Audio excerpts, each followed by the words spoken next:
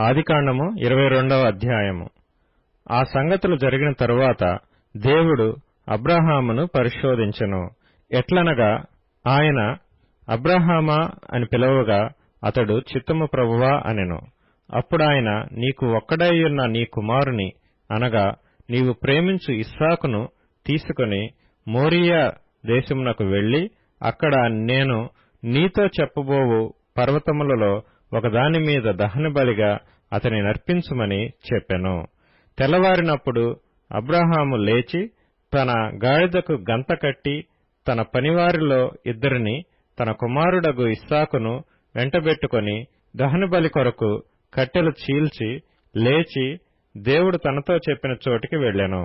మూడవ నాడు అబ్రాహాము కన్నులెత్తి దూరము నుండి ఆ చోటు చూచి తన పనివారితో, మీరు గాడిదతో ఇక్కడనే ఉండుడి, నేనును ఈ చిన్నవాడును అక్కడికి వెళ్లి దేవునికి మ్రొక్కి మరలా మీ యొద్దకు వచ్చెదమని చెప్పి దహనబలికి కట్టెలు తీసుకొని తన కుమారుడగు ఇస్సాకు మీద పెట్టి తన చేతితో నిప్పును కత్తిని తీసుకొని పోయెను.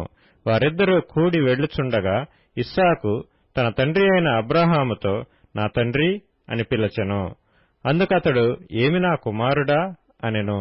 అప్పుడతడు, నిప్పును కట్టెలను ఉన్నవి గాని దహనబలికి గొర్రెపిల్ల ఏది అని అడుగగా అబ్రాహాము, నా కుమారుడా, దేవుడే దహనబలికి గొర్రెపిల్లను చూచుకొనునని చెప్పెను. అలాగు వారిద్దరూ కూడి వెళ్లి దేవుడు అతనితో చెప్పిన చోటికి వచ్చినప్పుడు అబ్రాహాము అక్కడ బలిపీఠము కట్టి కట్టెలు చక్కగా పేర్చి తన కుమారుడగు ఇస్సాకును బంధించి ఆ పీఠము పైనున్న కట్టెల మీద ఉంచెను. అప్పుడు అబ్రాహాము తన కుమారుని వధించుటకు తన చెయ్యి చాపి కత్తి పట్టుకొనగా యెహోవా దూత పరలోకము నుండి అబ్రాహామా అబ్రాహామా అని అతని పిలిచెను. అందుకతడు, చిత్తము ప్రభువా అనెను. అప్పుడు ఆయన, ఆ చిన్నవాని మీద చెయ్యి వేయకుము, అతనినేమియూ చేయకుము, నీకు ఒక్కడైయున్న నీ కుమారుని నాకియ్య వెనుతీయలేదు గనుక నీవు దేవునికి భయపడువాడవని ఇందువలన నాకు కనబడుచున్నదనెను.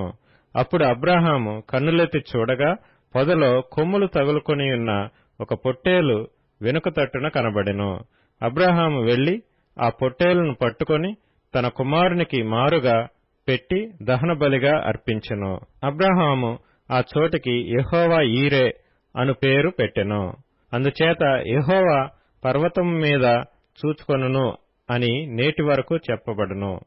యెహోవా దూత రెండవ మారు పరలోకము నుండి అబ్రాహామును పిలిచి ఇట్లనెను, నీకు ఒక్కడే అయ్యున్న నీ కుమారుని ఈయ వెనుక తీయక ఈ కార్యము చేసినందున నేను నిన్ను ఆశీర్వదించి ఆకాశ నక్షత్రముల వలెను సముద్ర తీరమందలి ఇసుక వలెను నీ సంతానమును నిశ్చయముగా విస్తరింపచేసెదను.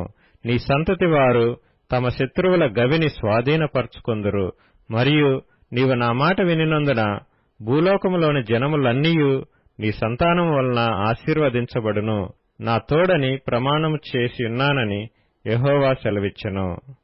తరువాత అబ్రాహాము తన పనివారి యొద్దకు తిరిగి రాగా వారు లేచి అందరును కలిసి బెయేర్షెబాకు వెళ్ళిరి. అబ్రాహాము బెయేర్షెబాలో నివసించెను. ఆ సంగతులు జరిగిన తరువాత అబ్రాహామునకు తెలుపబడినదేమనగా, మిల్కా అను ఆమెయు నీ సహోదరుడగు నాహోరునకు పిల్లలను కనెను. వారెవరెవరనగా అతని జ్యేష్ఠ కుమారుడైన ఊజు, ఇతని తమ్ముడైన బూజు, అరాము తండ్రి అయిన కెమూయేలు, కెసెదు, హజో, పిల్దాషు, ఇద్లాపు, బెతూయేలు. బెతూయేలు రిబ్కాను కనెను. ఆ 8 మందిని మిల్కా అబ్రాహాము సహోదరుడగు నాహోరునకు కనెను.